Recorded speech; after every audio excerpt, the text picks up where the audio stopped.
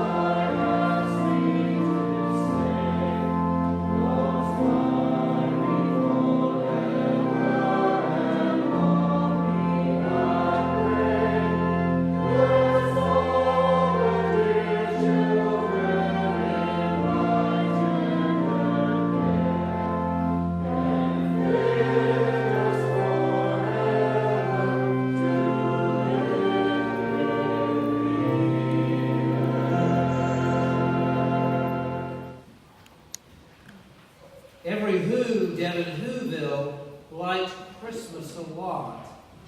But the Grinch, who lived just north of Whoville, did not.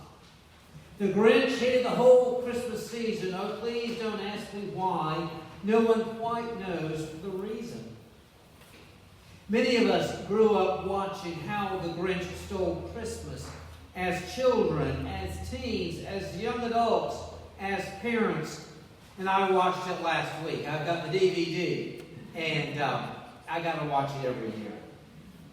The Grinch will go to great lengths to stop Christmas from coming.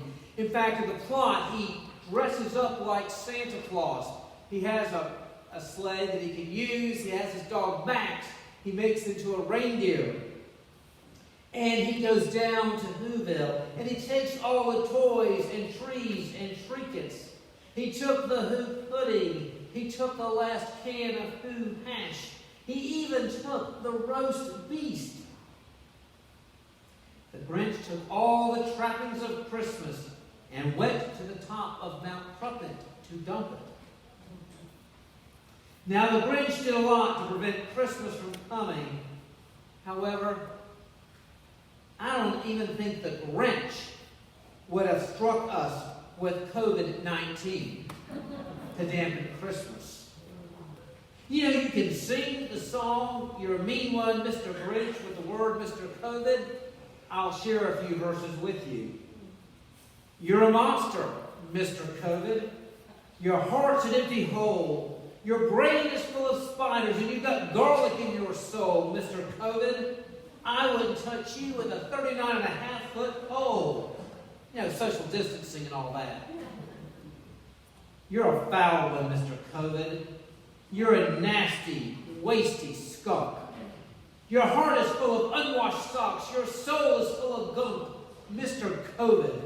The three words that describe you are as follows, and I quote, and join in with me if you would like: stink, stank, stunk." That feels good.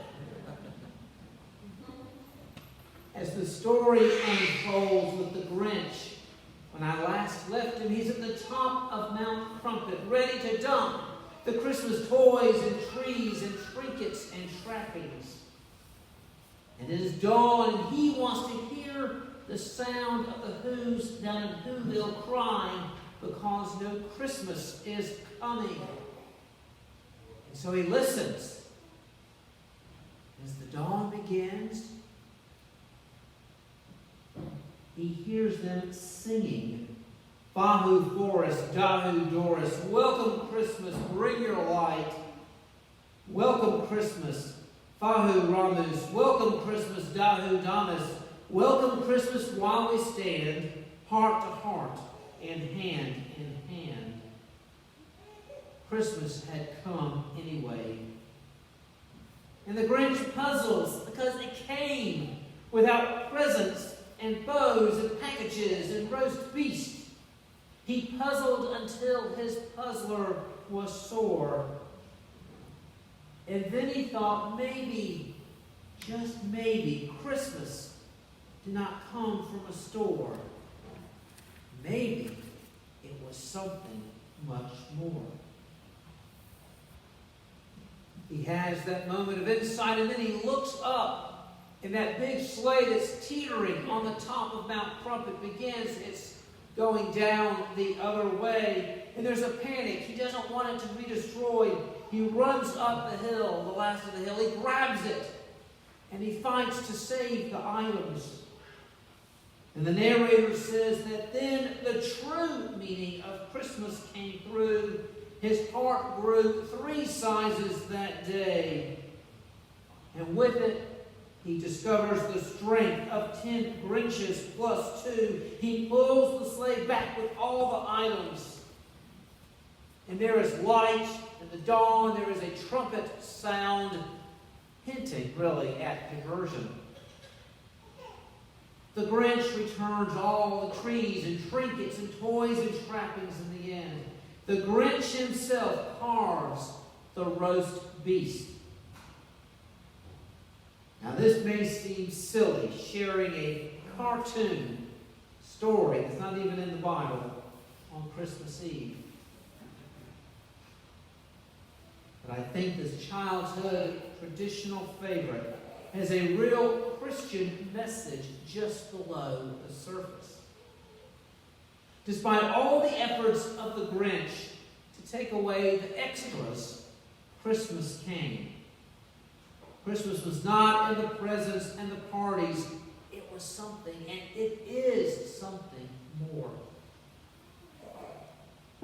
For those of us gathered here, Christmas 2020 is different. Some of you, as I said, some of course you are here live. Those of you watching on YouTube, for some of you, you've seen the earlier one that we did, and you're watching this, and that will be it. We send you greetings for those of you doing that.